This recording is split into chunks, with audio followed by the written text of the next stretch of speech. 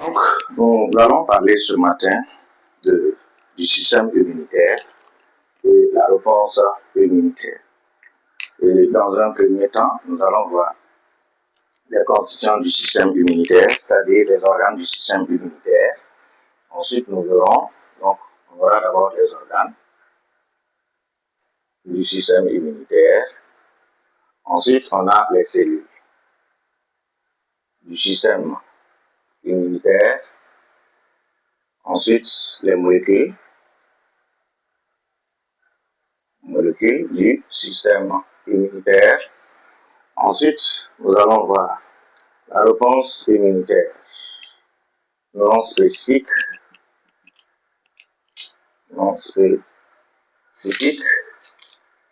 et à l'intérieur de cette réponse immunitaire non spécifique, nous allons voir le cas de la phagocytose.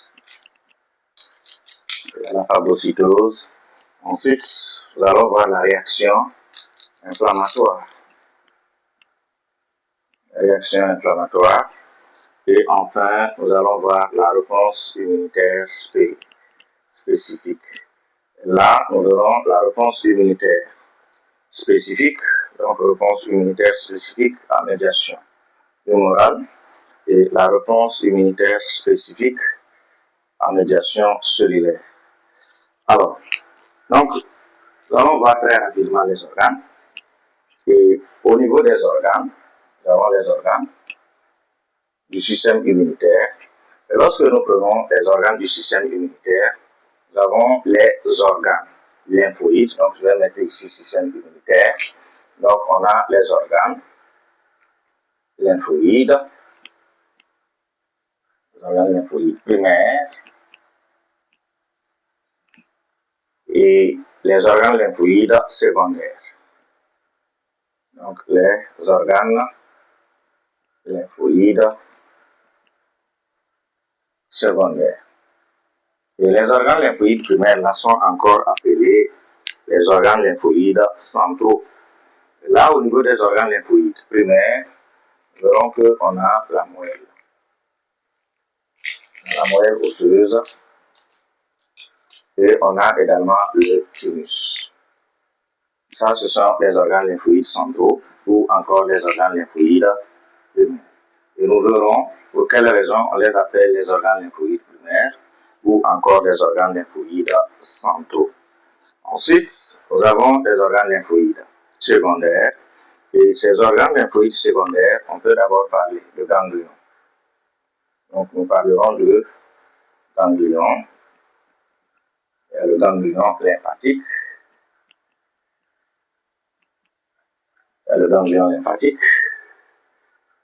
Bon, j'ai mis les ganglions lymphatiques. Nous avons les amygdales. Ensuite, nous avons l'appendice. Ensuite, nous avons les plaques PIR. Ensuite, nous avons la rate. Donc, tout ça, ce sont les ganglions, les organes lymphoïdes secondaires. Donc, les organes lymphoïdes secondaires, on a les ganglions lymphatiques, on a les amygdales, on a l'appendice, on a également les plaques de PIR et aussi la rate. Ensuite, nous allons parler maintenant des cellules du système immunitaire. Et au niveau des cellules du système immunitaire, je vais utiliser ici les cellules du système immunitaire. Les cellules du système immunitaire. Et parlant des cellules du système immunitaire, ces cellules du système immunitaire qui prennent naissance au niveau de la moelle osseuse. Donc, celles qui prennent naissance au niveau de la moelle osseuse, nous avons les monocytes. Et ces monocytes vont se transformer en macrophages. Et quand on dit macrophage, macro ça veut dire grand mangeur ici, donc grand consommateur de microbes. Ensuite, nous avons les lymphocytes B. On a les lymphocytes B. Donc les lymphocytes B prennent naissance également au niveau de la moelle osseuse. Ensuite, nous avons les les polynucléaires. Les polynucléaires également prennent naissance au niveau de la moelle osseuse. Maintenant, il y a ceux-là qui prennent naissance, celles-là où, oui, les cellules qui prennent naissance au niveau du thymus, et là, ce sont les lymphocytes T. Donc, les lymphocytes T prennent naissance au niveau du thymus, et au niveau des lymphocytes T, on a les lymphocytes T4, et on a les lymphocytes T8. Et ces lymphocytes T4 vont se transformer en lymphocytes T auxiliaires, et les lymphocytes T8 vont se transformer en lymphocytes T cytotoxiques ou encore cytolytiques. Donc voilà un peu ce qu'on peut retenir d'une façon générale les cellules qui interviennent dans le système immunitaire, c'est-à-dire les monocytes qui vont se transformer en macrophages et ils sont spécialisés dans la phagocytose. Lorsque nous prenons les lymphocytes B, et ces lymphocytes B ont la capacité de se transformer en plasmocytes. Et là, ce sont des cellules sécrétrices d'anticorps. Donc, on a les plasmocytes. Ensuite, nous avons les polynucléaires.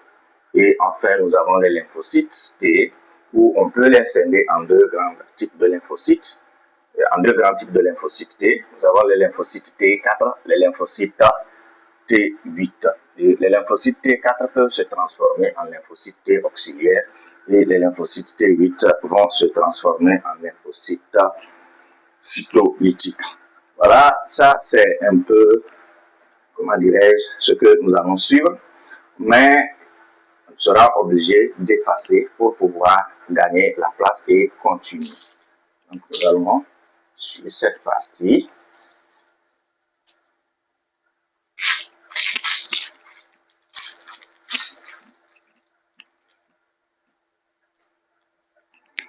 Donc, les molécules du système immunitaire, nous allons parler rapidement. Les molécules du système immunitaire. Et je passe tout.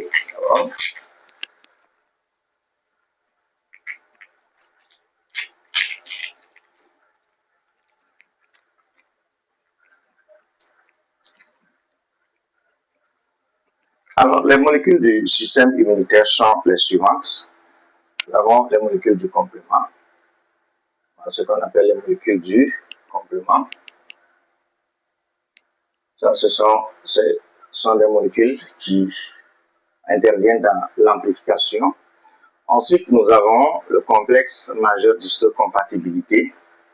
Et là, on peut avoir jusqu'à deux classes. Complexe majeur d'histocompatibilité de classe 1 et complexe majeur d'histocompatibilité de classe 2. Mais chez l'homme, par exemple, on va l'appeler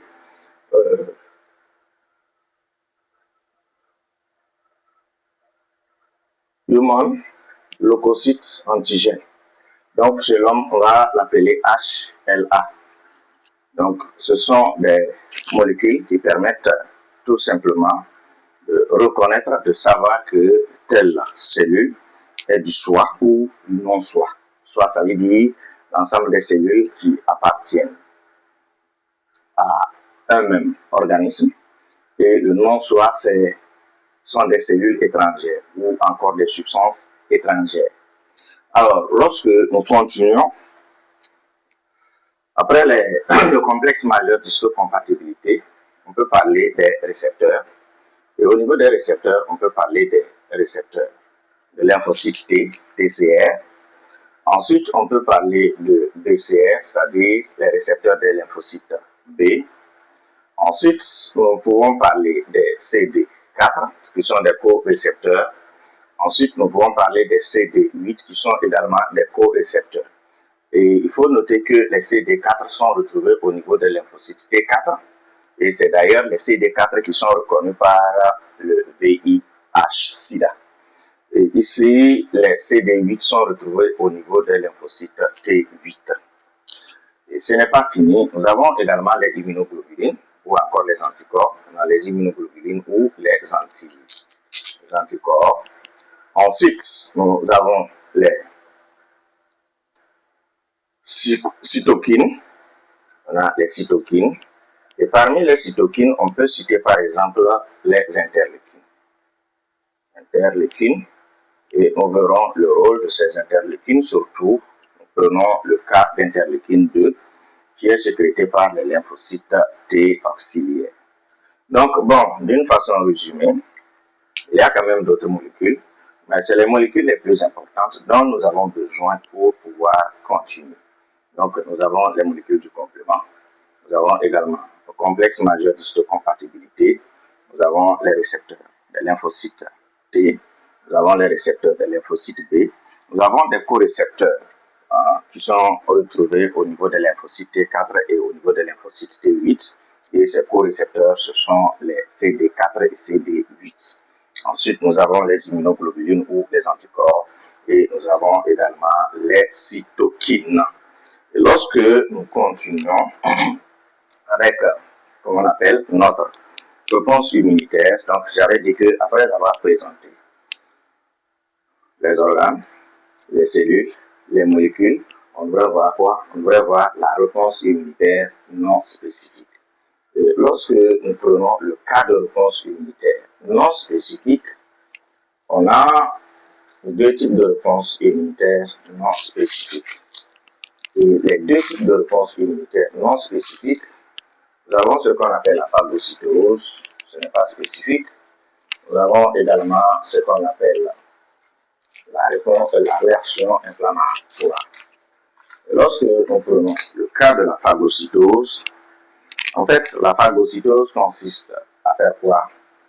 À englober et envoyer la particule à l'intérieur afin de la digérer, ou encore envoyer le microbe à l'intérieur du cytoplasme afin de le digérer.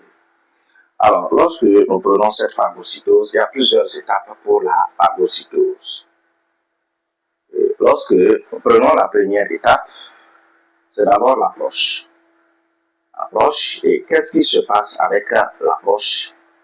En fait, il y a le macrophage. Je vais prendre l'exemple du macrophage qui est là et qui va s'approcher de la bactérie. Donc, je vais représenter ici la bactérie par une autre couleur. Il va s'approcher de la bactérie.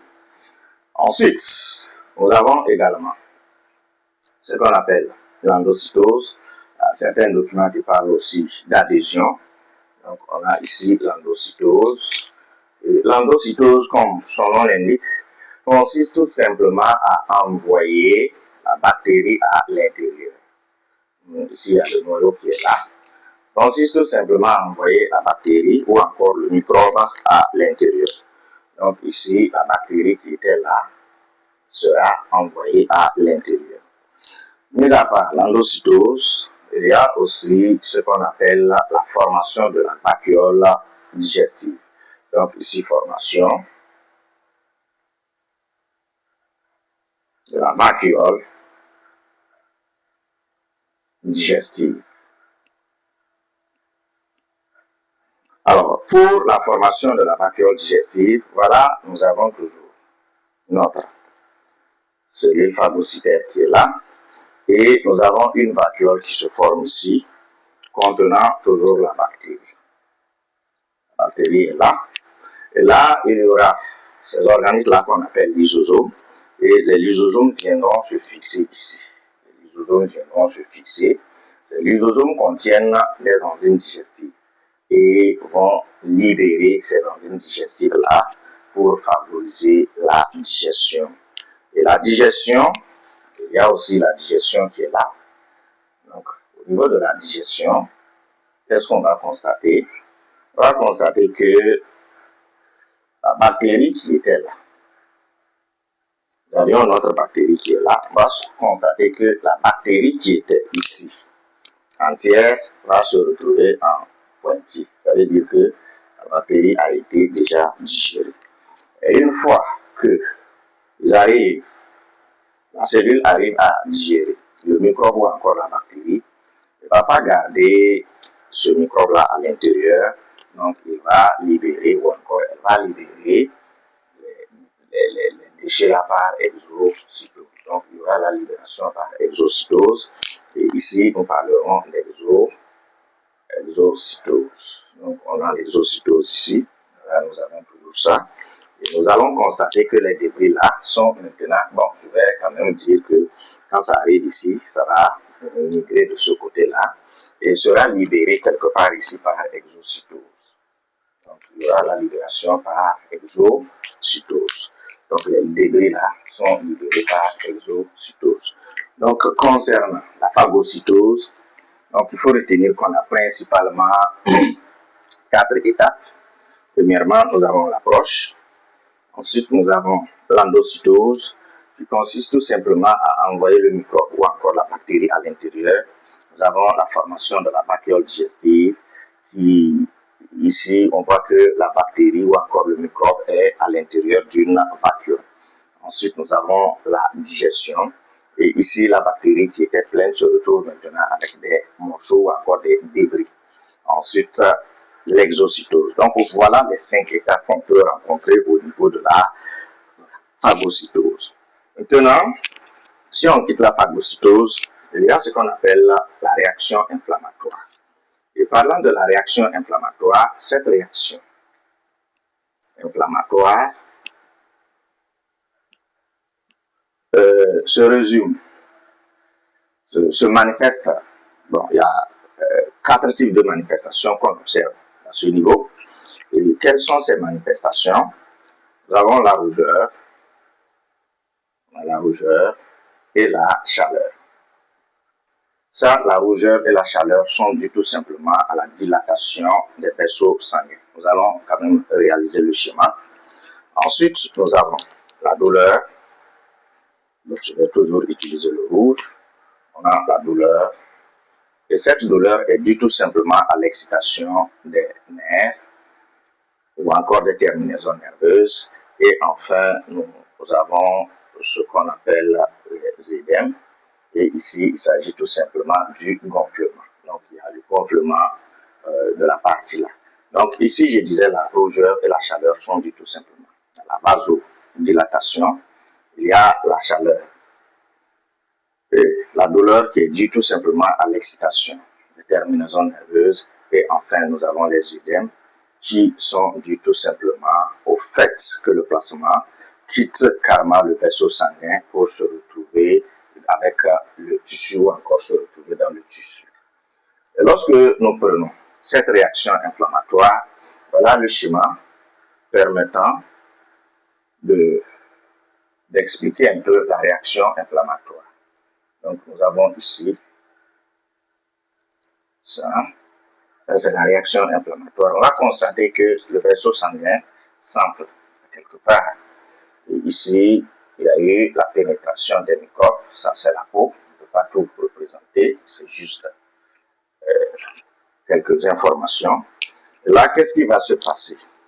Je vais ici utiliser le bleu pour les microbes. Voilà les microbes qui sont arrivés ici. Et quelques jours après, qu'est-ce qu'on va constater? On va constater qu'il y aura une dilatation ici. Donc ça, c'est la dilatation du vaisseau sanguin. Et là, et puis souvent, on essaie de mettre un ici pour dire tout simplement qu'il s'agit de vasodilatation. Ensuite, il y a aussi, comme on appelle, les globules blancs. Certains qui arrivent même à traverser par le phénomène qu'on appelle la diapédèse. Et il y a d'autres qui attaquent déjà les cellules, qu'on appelle les microbes, pour pouvoir faire la phagocytose. Donc voilà un peu le schéma résumé d'une façon générale de la réaction inflammatoire. Maintenant, qu'est-ce qui se passe? Certaines fois, on demande d'annoter. Et pour annoter, j'ai déjà mis un ici. On peut tout simplement mettre ici, comment dirais-je, 2. Ensuite, on met ici 3. Et là, on met ici 4. Et on demande par exemple d'annoter. Lorsque nous prenons le 1 indique tout simplement la partie où il y a eu gonflement du vaisseau sanguin. Et on parle tout simplement de vasodilatation. Donc ici, il y a la vasodilatation, il y a une augmentation de la taille. Ici, on voit qu'il y a, comment on appelle, voilà, je pourrais même ajouter le 5 ici. On voit déjà qu'il y a, comment on appelle, un globule blanc, ici c'est un polynucléaire, qui vient s'adhérer au niveau de la paroi du capillaire sanguin. Et là, on va tout simplement dire qu'il s'agit d'une adhésion. Donc, nous avons ici une adhésion. Ensuite, lorsque nous quittons là-bas, nous voyons ici. Et bon, on continue avec le toit.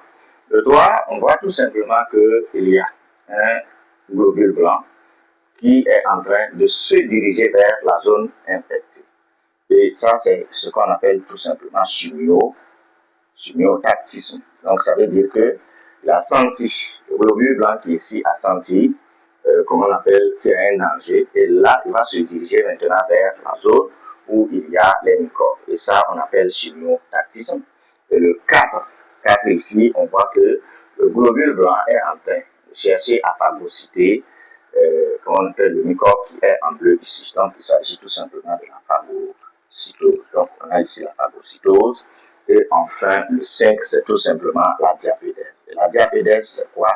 La diapédèse, c'est le fait que les polynucléaires arrivent à traverser les vaisseaux sanguins pour aller directement au niveau de la zone infectée. Le plan, on avait indiqué que on doit aussi parler de la réponse immunitaire spécifique. Et au niveau de la réponse immunitaire spécifique, qu'est-ce qu'il faut? Il faut savoir qu'on a besoin de certaines cellules pour pouvoir parler de la réponse immunitaire spécifique. On a besoin de macrophages. Les macrophages dont on a besoin. Ensuite, on a besoin également des lymphocytes T4. On a besoin des lymphocytes T8. On a besoin des lymphocytes B pour parler d'une façon générale des deux types de réponses immunitaires spécifiques. Lorsque nous prenons le cas des lymphocytes T4, on dit c'est eux qui vont se transformer en lymphocytes T auxiliaires pour stimuler les autres. Ensuite, les lymphocytes T8 vont se transformer en lymphocytes T cytotoxiques. Et enfin, les lymphocytes B vont se transformer en plasmocytes. Alors, lors d'une réponse immunitaire spécifique, nous allons voir quand même les deux en même temps. Et qu'est-ce qui va se passer? On va constater que le macrophage qui est là, ici c'est un macrophage, et il y a ici, on appelle, le microbe qui est là, avec les parties antigéniques ou encore l'épitope. Et là, le macrophage va arriver à digérer le microbe ou encore la bactérie, va digérer le microbe ou la bactérie. Et il y a ce qu'on avait vu tout à l'heure, on a parlé de complexe majeur d'histocompatibilité. Et le complexe majeur d'histocompatibilité va associer la partie épitope là, et va présenter ici les lymphocytes T4. Donc, on a ici les lymphocytes T4. Ici, avec leur récepteur, bien sûr. Les lymphocytes T4 avec leur récepteur. Et de ce côté, c'est le cas de lymphocytes T8. Donc, il y a les lymphocytes T8 aussi, qui seront, les macrophages vont s'en charger de les présenter, un antigène. Mais attention, les lymphocytes B ont des récepteurs qui leur permettent tout simplement de savoir qu'il y a la présence d'un antigène. Donc, eux, ils ont la capacité de détecter la présence d'un antigène. Mais le problème est qu'ils peuvent détecter la présence d'un antigène, mais s'il n'y a pas de motivation de la part des lymphocytes T4, c'est un peu compliqué. Donc, cette cellule est tout simplement appelée macrophage. Et le macrophage est encore la cellule présentatrice d'antigène. Et c'est elle qui est toujours ici là comme ça. Et ici, c'est tout simplement le complexe majeur d'histocompatibilité. Vous voyez ce qui est en rouge ici, ça c'est la partie antigénique ou encore l'épitope. Ensuite, qu'est-ce qui va se passer? Une fois que le macrophage présente le lymphocyte T4, ici, ça c'est le récepteur. Donc, on va ici TCR, et c'est grâce à ces récepteurs-là que les lymphocytes T4 vont reconnaître. Donc, cette cellule, c'est le lymphocyte T4. Ici, c'est un lymphocyte T8 et là, c'est un lymphocyte B. Alors, une fois que les lymphocytes T4 ont reçu l'information, qu'est-ce qui va se passer? Le macrophage qui ici va sécréter encore une substance qui est l'interleukine 1. L'interleukine 1 va stimuler le lymphocyte T4 qui est là. Et les lymphocytes T4 qui sont activés, sélectionnés, vont se multiplier par clonage. C'est-à-dire que c'est par simple mitose qu'ils vont se multiplier. Et il y a aussi les récepteurs qui sont là. C'est compte tenu de l'espace là qu'on a résumé schéma-là. Donc, une fois que ces lymphocytes T4 se sont multipliés par clonage, qu'est-ce qui va se passer? Il y a certains qui peuvent être stockés sous forme de cellules mémoire. Donc, en cas de nouvelle attaque, ils puissent quand même réagir. Donc, ici, nous avons les lymphocytes T4 mémoire. Ça, ce sont les lymphocytes T4 mémoire. Et les autres lymphocytes T4 qui sont devenus des lymphocytes T auxiliaires vont produire l'interleukine 2. Par exemple, si c'est au niveau de la réponse immunitaire à médiation humorale, l'interleukine 2 va agir sur les lymphocytes B pour leur dire, bon, ce que vous-même vous avez découvert là, ce n'est pas de l'amusement, c'est du danger, c'est un danger qui est là. Donc, il faut vraiment faire quelque chose. Et une fois que ces lymphocytes B arrivent à intégrer l'information, les lymphocytes B aussi vont se multiplier par clonage. Donc, eux aussi vont se multiplier par clonage. Et avec leurs récepteurs, ils ont quand même des récepteurs, mais il faut noter aussi qu'ils ont ceux qui sécrètent les anticorps, n'est-ce pas? Donc, comme c'est eux qui sécrètent les anticorps, on va constater qu'il y aura quand même des substances sous forme de Y qui sont là. Ça, ce sont les anticorps. Et il y a certains quand même qui peuvent être stockés sous forme de cellules mémoire en cas de nouvelle attaque. Et au même moment, il y a d'autres qui vont se spécialiser pour devenir ce qu'on appelle les plasmocytes. Nous verrons que quand on parle de plasmocytes, ils vont augmenter de taille. Il y a la taille qui s'augmente. Et là, le noyau est plus volumineux. Il y a le réticulum endoplasmique qui est bien développé. Le réticulum endoplasmique est bien développé. Pourquoi le réticulum, le noyau est volumineux? Le noyau est volumineux parce que il faut vraiment la transcription, puisque les anticorps là sont de nature protéique. C'est eux qui vont produire les anticorps. Les anticorps sont de nature protéique. Donc, il faut augmenter le volume. Il faut beaucoup de transcription, puisque pour qu'il y ait la traduction, il faut la transcription. Raison pour laquelle le noyau devient très volumineux. Ensuite, le réticulum endoplasmique, qui est très développé, c'est pour favoriser tout simplement la traduction.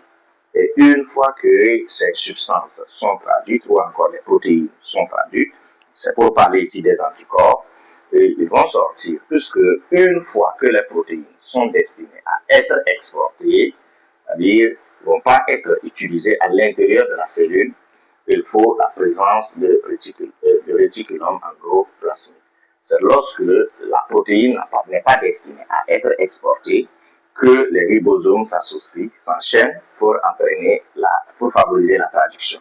Mais lorsque la protéine est destinée à être envoyée à l'extérieur, et c'est le cas des anticorps, c'est le cas également des neurotransmetteurs, c'est le cas des hormones, c'est le cas des enzymes. Toutes ces substances-là, de nature protéique, sont destinées à être envoyées à l'extérieur. Donc, ici, le réticulum endoplasmique est bien développé, c'est tout simplement pour favoriser la traduction. Et une fois que les lymphocytes B, ici c'est clonage des lymphocytes B, et ici nous sommes en phase des plasmocytes, ça ce sont les plasmocytes, et ici ce sont les anticorps. Et là, ces anticorps viendront se fixer sur l'antigène. Donc l'antigène qui est là viendra se fixer ici. Donc Donc les anticorps viendront se fixer à ce niveau. Et une fois que ces anticorps se fixent, on parle ça, on dit qu'on a tout simplement un complexe humain. Et là, l'antigène n'a plus la capacité de mouvoir. Et les macrophages qui avaient présenté ici l'antigène, ils peuvent encore venir ici pour phagocyter facilement l'antigène qui est déjà neutralisé. C'est-à-dire que l'antigène n'a plus de force avec la présence du complexe humain. C'est là. Donc facilement, il peut phagocyter sans difficulté. Donc, en résumé, la réponse immunitaire à médiation cellulaire se fait comment? À médiation humorale se fait comment? D'abord, les lymphocytes B qui ont pu quand même reconnaître l'antigène ne vont pas trop s'activer. Ils ne vont pas se mobiliser davantage, mais le macrophage va présenter l'antigène au lymphocyte T4. Et c'est en ce moment que les lymphocytes T4 vont se multiplier et vont se transformer en lymphocytes T auxiliaires. Au même moment, il y a certains qui sont réservés. Et ces lymphocytes T auxiliaires-là vont sécréter l'interleukine 2. Et l'interleukine 2 ira agir sur les lymphocytes B. Et ces lymphocytes B vont se multiplier maintenant par clonage. Et une fois qu'il y a multiplication par clonage, il y a certains qui seront réservés sous forme de cellules ou encore de lymphocytes B mémoire. Donc on a ici les lymphocytes B mémoire.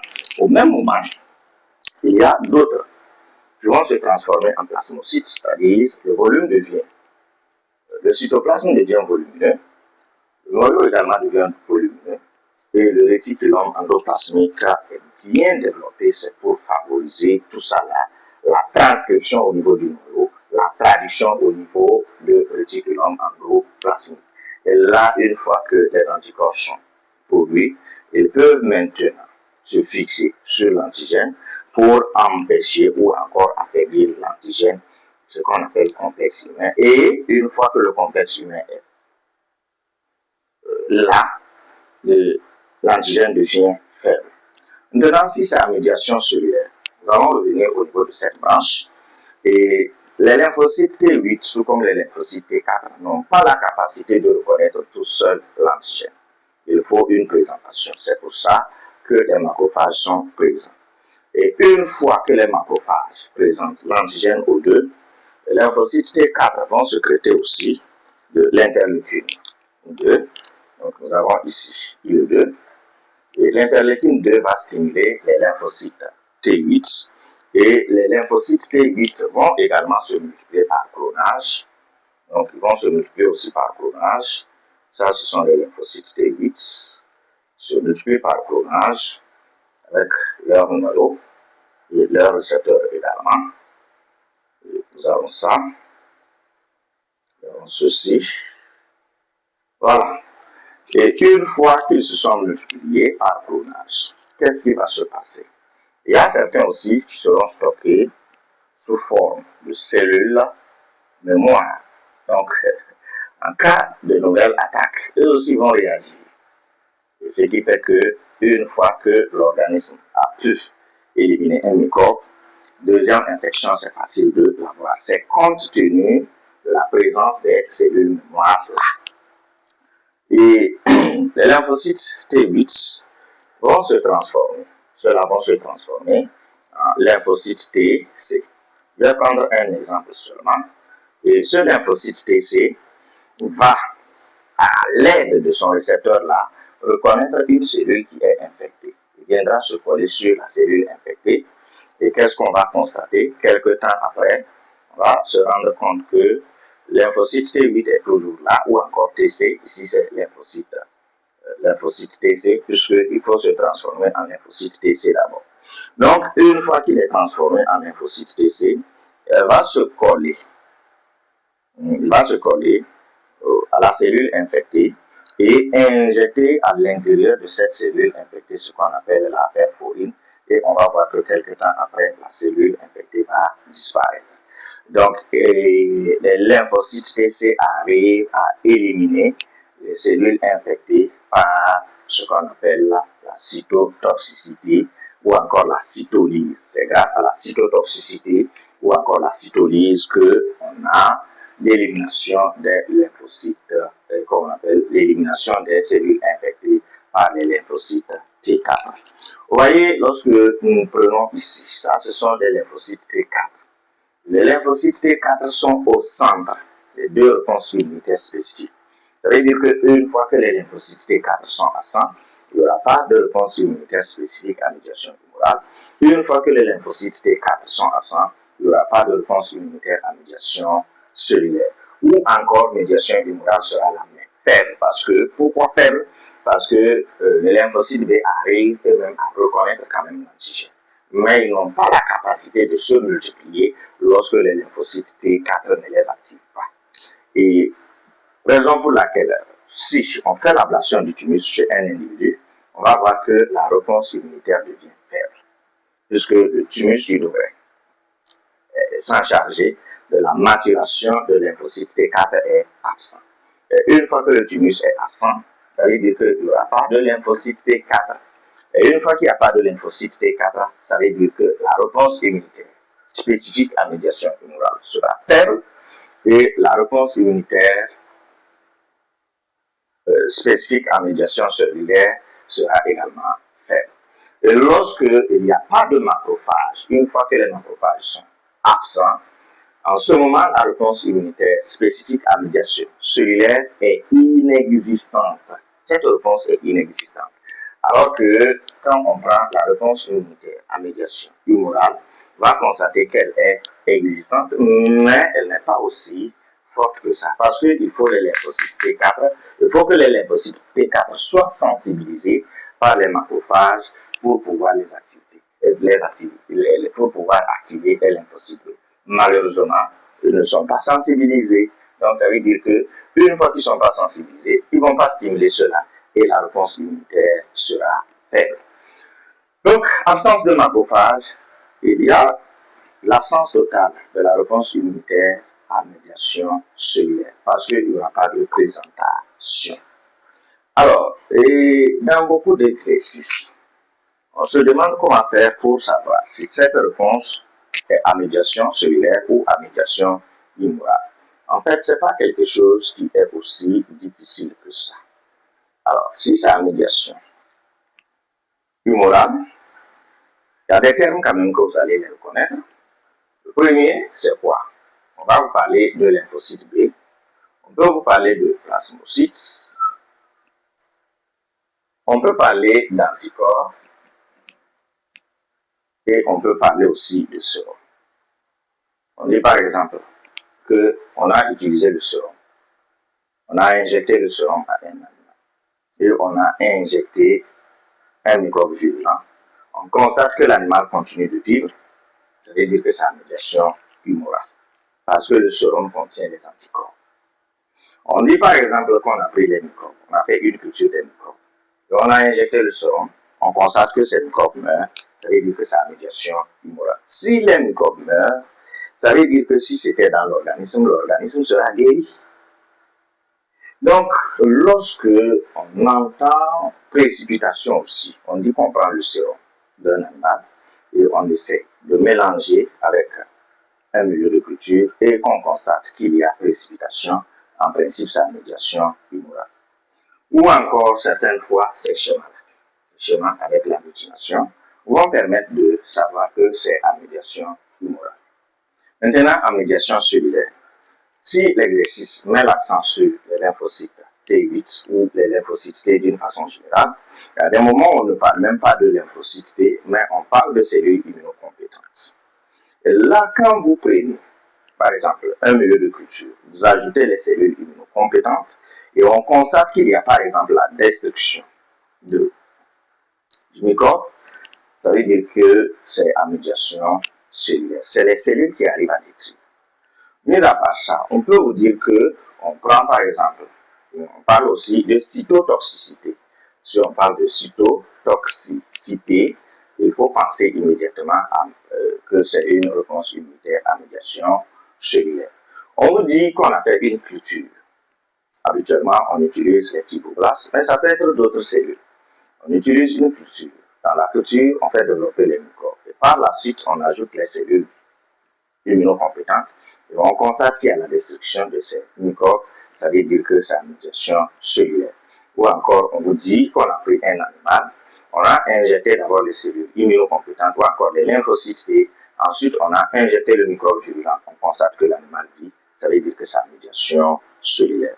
Donc, on va s'arrêter ici aujourd'hui parce que la durée même que j'avais programmée a déjà dépassé.